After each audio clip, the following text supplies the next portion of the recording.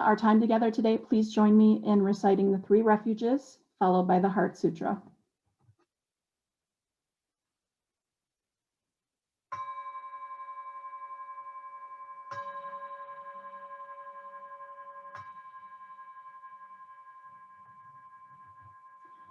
I go for refuge to Buddha, my deeply awakened mind, the living source of understanding and compassion, which must be cultivated to be known fully.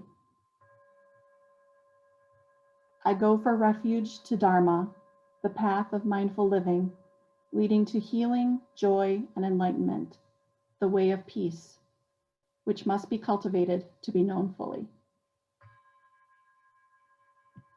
I go for refuge to the Sangha, the loving and supportive community of practice, realizing harmony, awareness, and liberation, which must be cultivated to be known fully.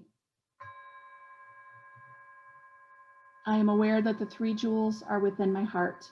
I vow to realize them. I vow to understand living beings and their suffering. I vow to cultivate loving kindness and compassion and to practice joy and equanimity. I vow to live simply and sanely, content with few possessions, and to keep my body healthy. I vow to let go of all worry and anxiety in order to be light and free. I am aware that I owe so much to my parents, teachers, friends, and all beings.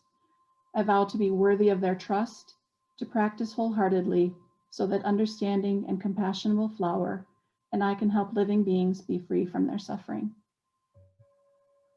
May the Buddha, the Dharma, and the Sangha support my efforts. May the Buddha, the Dharma, and the Sangha support my efforts. May the Buddha, the Dharma, and the Sangha support my efforts.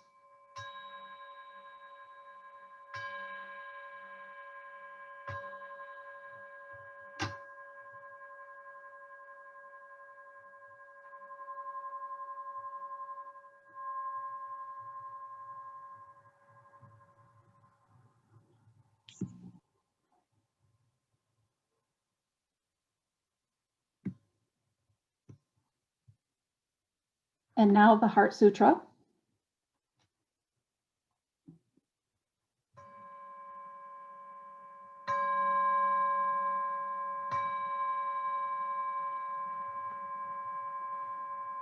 The Mahaprajna Paramita Hridaya Sutra.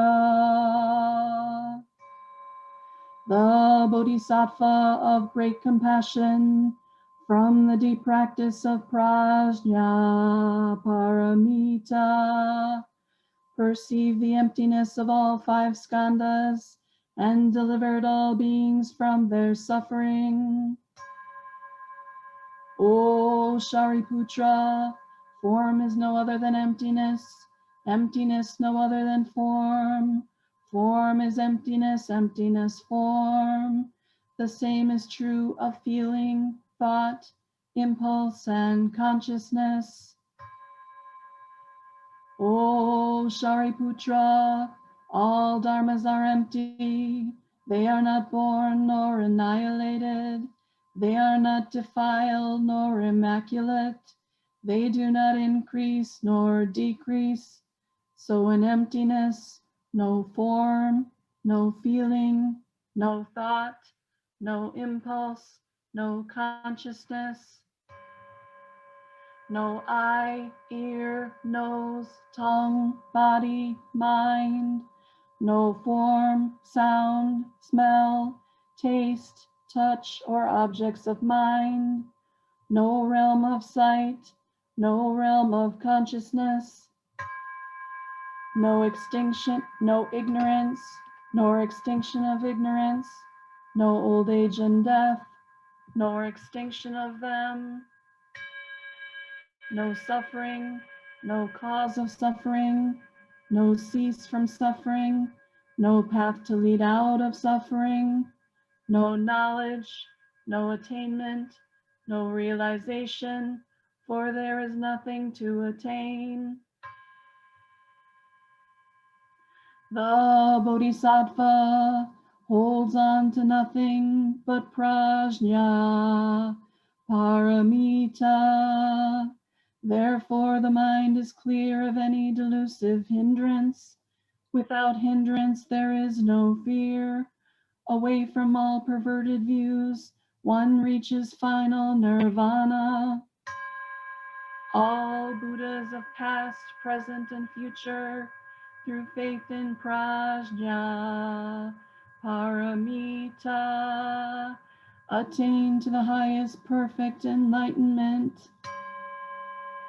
Know then the prajna, paramita, is the great Dharani, the radiant, peerless mantram, the utmost supreme mantram, which is capable of allaying all pain. This is true beyond all doubt. Proclaim now the highest wisdom, the prajna paramita. Gate, gate, para, gate, para samgate, bodhisvaha. Gate, gate, para, gate, para samgate, bodhisvaha. Gate, gate, para, gate, para samgate, bodhisvaha. The Maha Prajna Paramita Hridaya Sutra.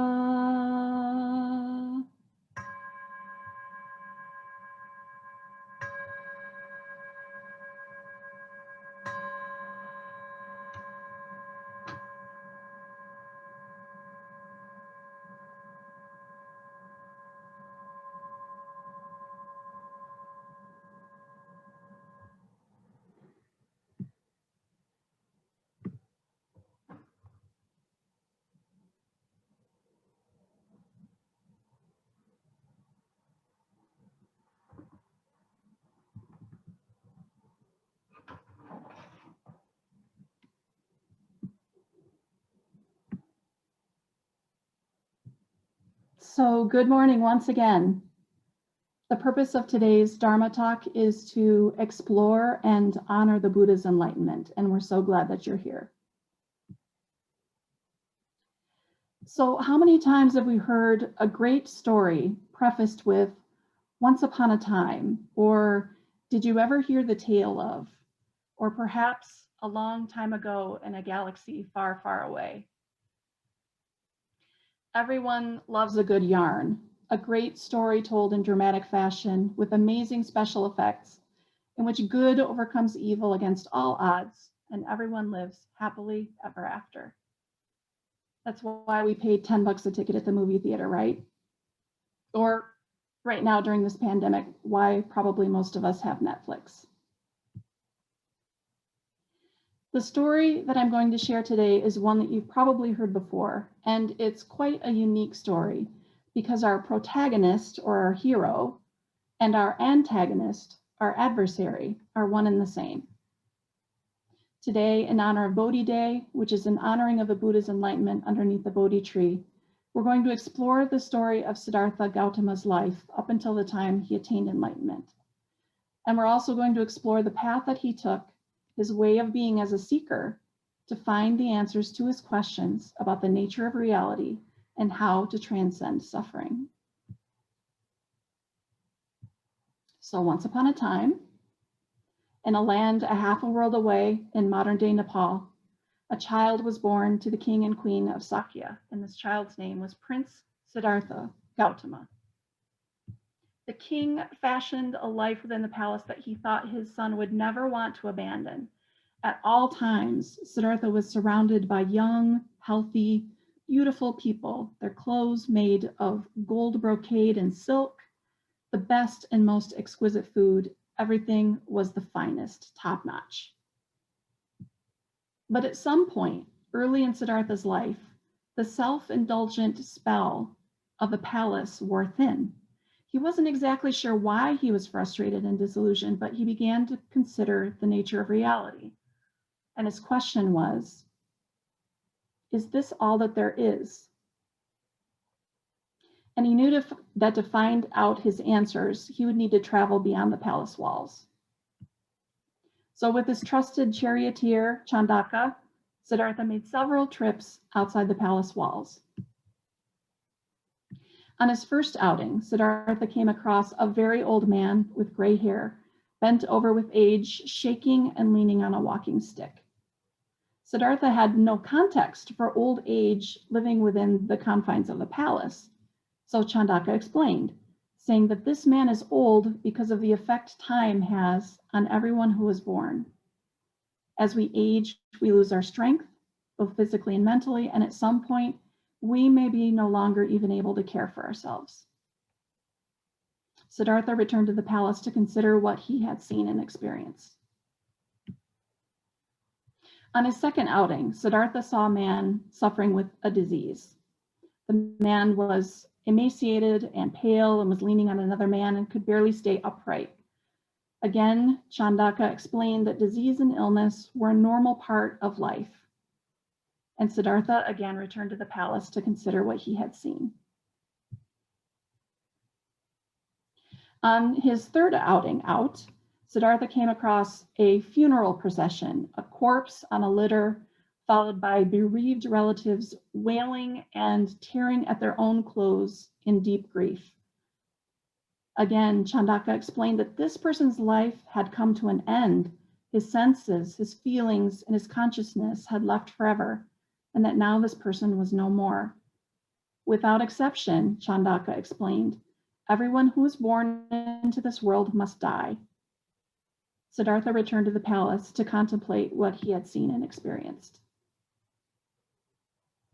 On his last outing, Siddhartha came across a mendicant walking with a strong, upright bearing and a radiant sense of being. And Chandaka explained that he was a holy man who had renounced all of his possessions and was living as a wanderer, devoting himself to spiritual pursuits such as meditation or practicing austerities. Siddhartha once again returned to the palace to think about what he experienced. Siddhartha thought about his life. He thought about his wife and his newborn son, and he was haunted by what he had seen and experienced outside of the palace walls. What he realized was that no amount of wealth or fine food and clothing or seclusion in a beautiful palace could protect his wife and child from suffering. Karen Armstrong writes in her seminal biography titled Buddha, when he looked at human life, Siddhartha could only see a grim cycle of suffering, which began with the trauma of birth and proceeded inexorably to aging, illness, death, sorrow, and corruption. He himself was no exception to this rule.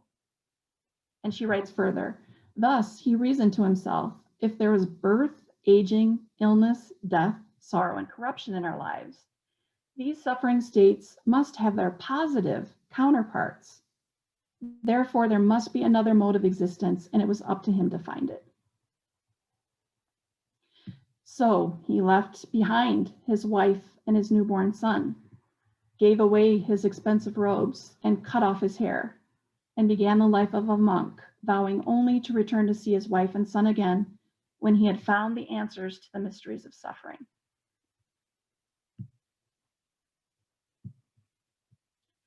Now, as soon as Siddhartha gives up his worldly possessions and begins on the path, the antagonist or the adversary shows up. Siddhartha's adversary is Mara. Mara is a personification of self-deception about the true nature of reality. As I mentioned at the top of this Dharma talk, the protagonist and antagonist of this story are one and the same. Siddhartha and Mara are one. Although most accountings of Siddhartha's spiritual journey include Mara throughout his quest up until the moment of his enlightenment, this morning I'm only going to focus on Siddhartha's final battle with Mara underneath the Bodhi tree, and that's coming up soon. So after leaving the palace, Siddhartha traveled far, searching out renowned teachers, and he took their teachings to heart and was asked several times to lead his own various spiritual communities. But he knew that he had not yet realized the antidote to suffering, so every time he plateaued in his spiritual development, he moved on. Eventually, he entered modern-day India and found a place where he decided to settle and work in earnest. He had heard of some ascetics who epitomized deprivation, holding their breath until they became unconscious, sleeping on nails, fasting for weeks at a time, and meditating under the burning hot sun. Siddhartha thought that perhaps this extreme method was the way to conquer the desires and the attachments that caught us up in the suffering of birth, old age, sickness, and death. And eventually 5 other ascetics joined his efforts. 6 years passed in this way of extreme self-denial, and Siddhartha was near death. Yet with all of his austerities, he still hadn't discovered the answer to his question about how to transcend suffering. Coming to the conclusion that he would never discover the way if he should die, he started taking 1 meal per day. His 5 followers had thought that he had either lost his mind or that he had given up on his spiritual quest, so they abandoned him. Siddhartha was still too weak to do anything for himself, so young women from a nearby village who felt compassion for him started bringing him small meals, which helped him feel better and gain strength. So from the decades and indulgences of the palace life to asceticism and extreme self-denial, Siddhartha finally embraced the middle way, trusting his own instincts and direct experiences to rise up in him and to help direct him along the path. The realization of the middle way was a key insight along his path to enlightenment. Soon after realizing the middle way, he felt confident that he was finally close to answering his questions about suffering. He walked to a spot underneath a Bodhi tree, sat in an upright meditation posture, and swore an oath that he would not leave the spot until he had the answers that he had been looking for so many years. Mara, the personification of self-deception, made his most dramatic appearance while the Buddha was in the final stages of becoming awake. Mara came to the Buddha in the form of intimidation, desire, self-doubt, and fear, and yet Siddhartha remained composed and unaffected. At the end of this battle, as the story goes, Siddhartha reached out and touched the earth with his fingertips, meaning the earth is my witness of my merit, as accumulated through countless lives, practicing compassion and generosity for the benefit of all living beings. And in that moment, all of Siddhartha's self-doubts faded away. Mara was vanquished. Now that he had defeated Mara, or really his own delusive mind, Siddhartha set out to his final task. Deepening into meditation, he saw beings being born and dying in accordance with karma, the law of cause and effect. He saw how ignorance and suffering caused rebirth, sickness, old age, death, and then starting all over again for countless lifetimes. He found a way to end suffering through the Four Noble Truths. Siddhartha had become the Buddha, the awakened one.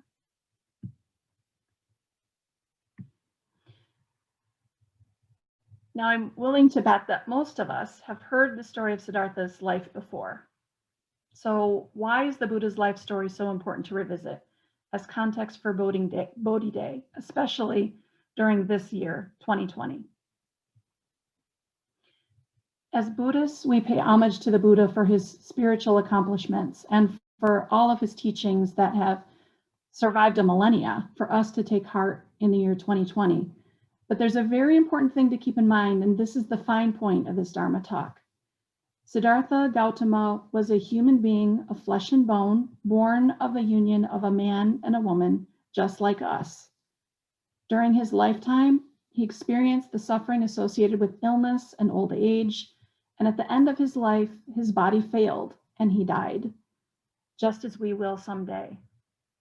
He was no different than you or me or any of the innumerable beings who have passed on before us. We have the same potential as the Buddha to break the bonds of suffering and the cycle of samsara. Our Buddha nature is an innate perfection or goodness that is within our grasp to realize at any moment, to become awake. But just having Buddha nature, that potential, is not enough.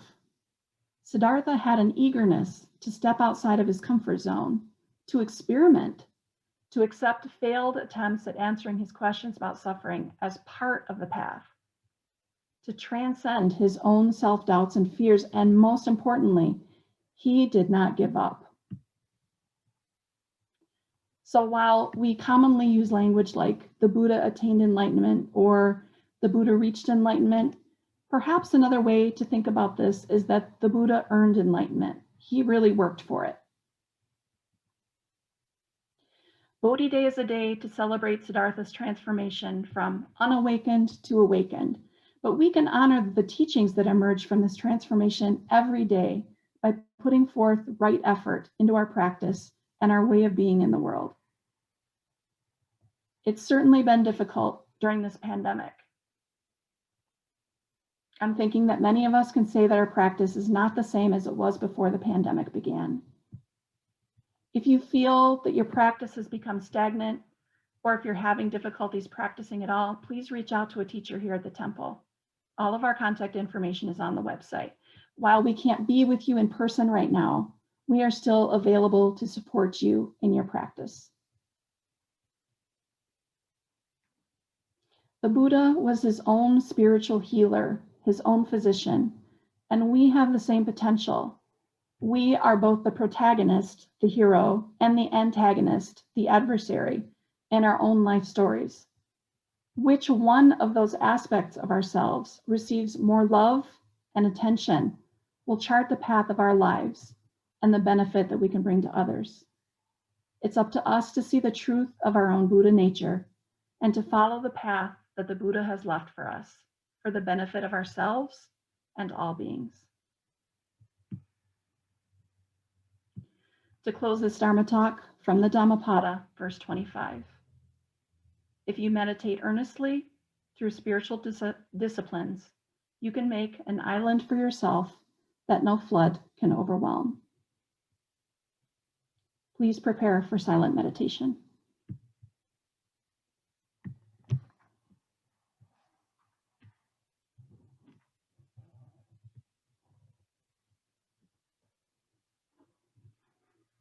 And we'll begin and end with 3 sounds of the bell.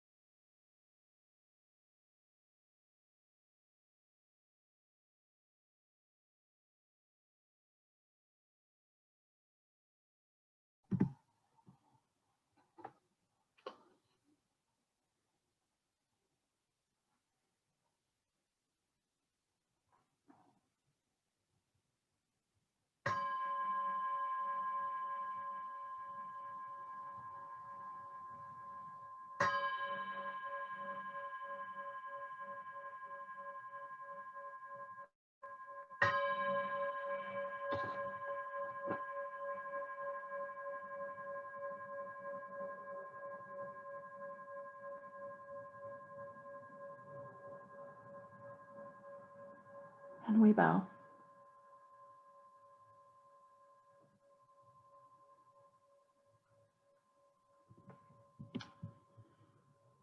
Please turn to, I believe it's page 8 in the Rituals Handbook to recite the closing gathas.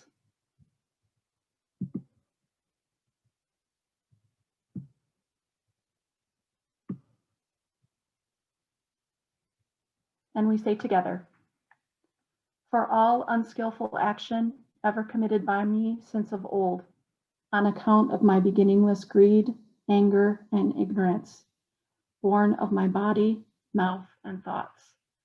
Now I atone for them all. Vast is the robe of compassion, a formless field of benefaction. I wear the Buddha's teachings for the benefit of all beings. All beings, one body, I vow to liberate. Endless blind passion, I vow to uproot. Dharma gates without number, I vow to penetrate. The great way of Buddha, I vow to attain.